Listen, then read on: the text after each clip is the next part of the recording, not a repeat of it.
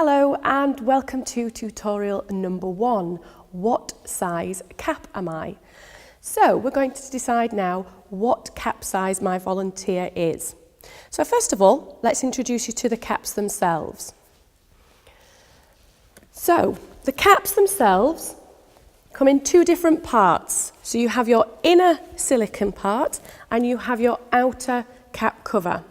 Now the different sizes are, we have small, medium and large.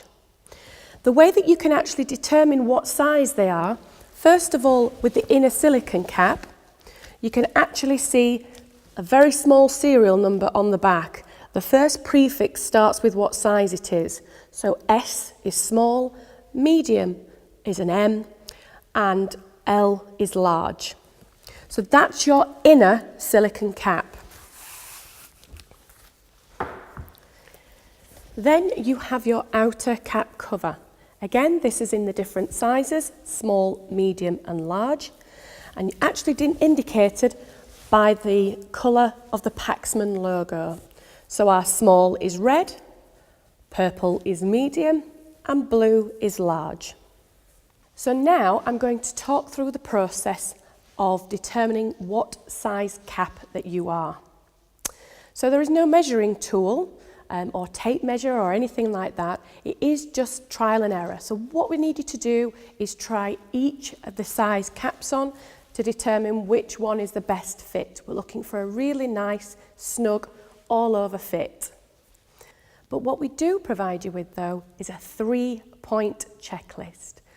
So first of all, number 1, we need to make sure that a cap isn't too small. Number 2, we need to make sure that we're covering, if not all, but most of the hairline. Number 3, we need to make sure that a cap isn't too large.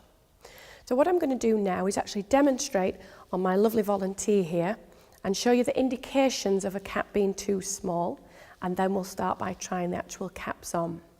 So the indications of a cap being too small are, if when you place the cap on, there is a gap between the silicone cap and the actual head itself, the scalp itself.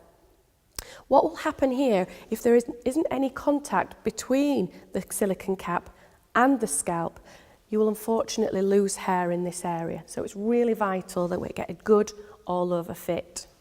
Another indication is if you have to use any amount of force to push that cap down, because there is quite a lot of tolerance in these caps, what will happen over time is that cap will rise up, and again you will get your gap. So please ensure that we're not using a small cap. So number 2, with regards to the hairline, we need to cover all of the hairline, so from the front all the way around the side and to the back as well. Okay? One of the areas that we may find slightly difficult is just this section here. So please don't be concerned if the cap doesn't cover this area either.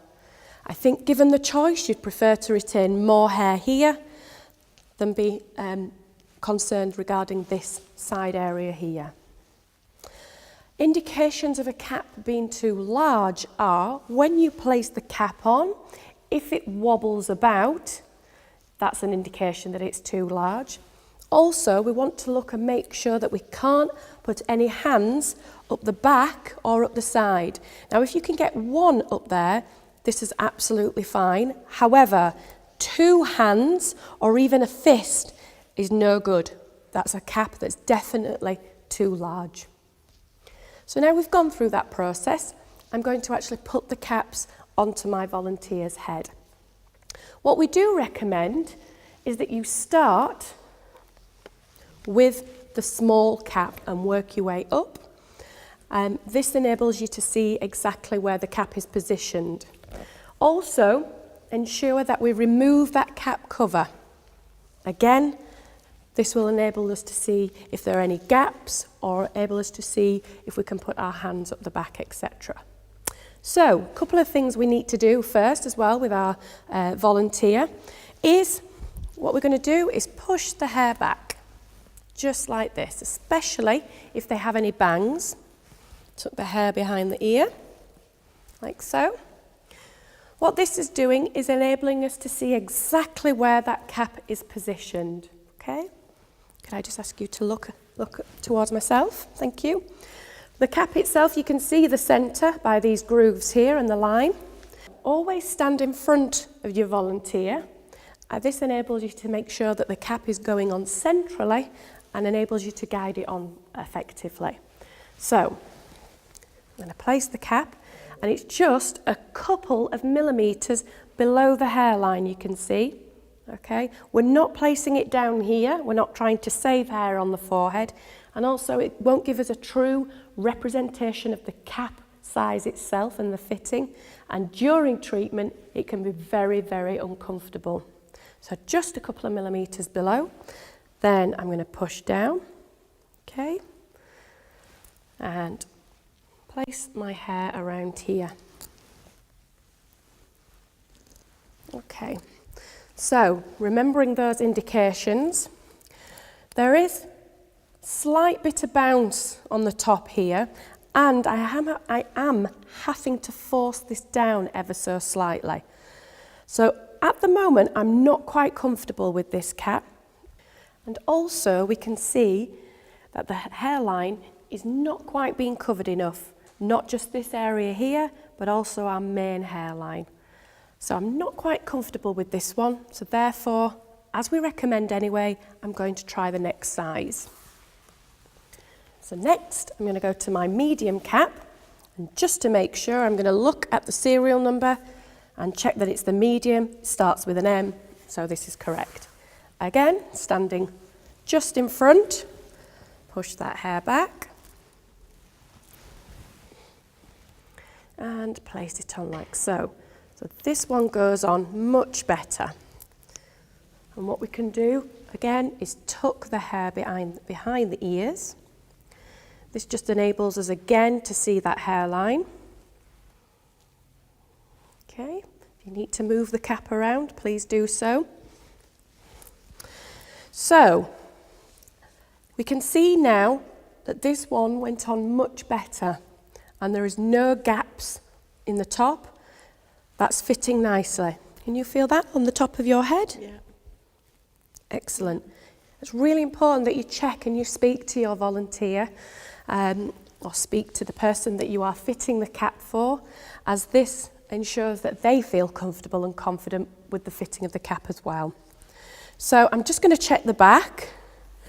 Now I can get one hand, maybe even two, but that's not a problem, because this is a perfect opportunity to highlight that if you are using the medium cap and you're a little bit unsure about the gap at the back, we can utilise the small outer cap cover. So just as a reminder, your small outer cap cover is your red one, okay? Otherwise, you would just normally use the corresponding cap cover. We can see as well that with the hairline, we are not quite getting to this bit here. However, we are getting to the rest, the front and the back as well. If you wanted to just double check, always pull the hair back like so, and you can see that the cap is aligned with her hairline. So this one, I'm happy to use this. But just to be on the safe side, and to ensure that we're trying all three sizes, I'm going to try the large. So again, we know this is the large because it's got the L. Okay. Place this on, same again, and push down.